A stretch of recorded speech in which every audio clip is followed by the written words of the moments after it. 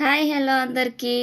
నీకు ఏమి ఇవ్వాలో తెలిసిన దేవునికి ఎలా ఇవ్వాలో కూడా తెలుసు. నీకు ఆయువు పోసిన దేవుడికి నీ ఆపదను తొలగించడం కూడా తెలుసు. అందుకే కష్టం వచ్చిందని కంగారు పడకూడదు, సుఖాలు రాగానే సంబరపడకూడదు. ఆయనకి అన్నీ తెలుసు. ఎవరికి ఏమి ఇవ్వాలో, ఎవరిని ఎలా చూసుకోవాలన్నది ఆయనకు తెలుసు.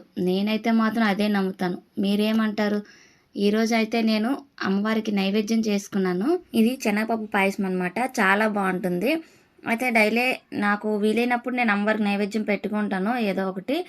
అంటే మంగళవారం, శుక్రవారం, లక్ష్మీవారం, శనివారం ఇలాగా. మిగతా రోజుల్లో పళ్ళుంటే పెట్టేస్తాను. ఇంకా అదే రోజు అమ్మవారికి పూజ చేసేటప్పుడు, స్వామివారికి చేసేటప్పుడు కూడా ఇంక ఏం చేయలేకపోతే పళ్ళుంటే పెట్టేస్తాను అనమాట. అయితే నాకు వీలున్నప్పుడు చేస్తాను. శనగపప్పు పాయసం చాలా బాగుంటుంది. అయితే దీన్ని ఎక్కువగా చేసుకోకూడదు, కొంచెం చేసుకుంటే తినడానికి ఇష్టంగా ఉంటుందన్నమాట. మనం నార్మల్ పాయసంలో ఎక్కువ తినలేము. టేస్ట్ అయితే చాలా బాగుంటుంది. అలానే నేనైతే కొంచెం చేశాను అనమాట. ఈ పప్పుని ఏంటంటే మనం కుక్కర్లో పెట్టి బాగా ఉడికించేయాలి. ఒక 10 విజిల్ అయితే పెట్టాలన్నమాట.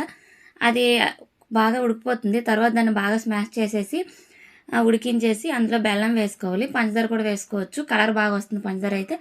బెల్లం వేసుకుంటే టేస్ట్ అయితే చాలా బాగుంటుంది అనమాట. అయితే ఇంకా అది వేసి బాగా కలిపేసి అందులో పాలు వేయాలి. పాలు వేసాక దగ్గరికి ఉడికించేసి కొంచెం నెయ్యిలో ఇలా డ్రై ఫ్రూట్స్ వేయించేసి వేస్తే టేస్ట్ చాలా బాగుంటుందండి. కొంచెం యాలకుల పౌడర్ కూడా వేసుకోవాలన్నమాట. అయితే దగ్గరికి ఉడికించేసి ఇంకా చల్లారిన తర్వాత నేను అమ్మవారికి అయితే నైవేద్యం పెట్టుకున్నాను.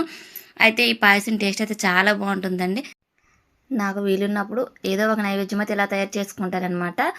అయితే నా పూజ అయితే ఇలా చేసుకున్నాను ఈరోజు. వీడియో నచ్చినట్టయితే please like, share and subscribe. Bye అండి. Thank you for watching.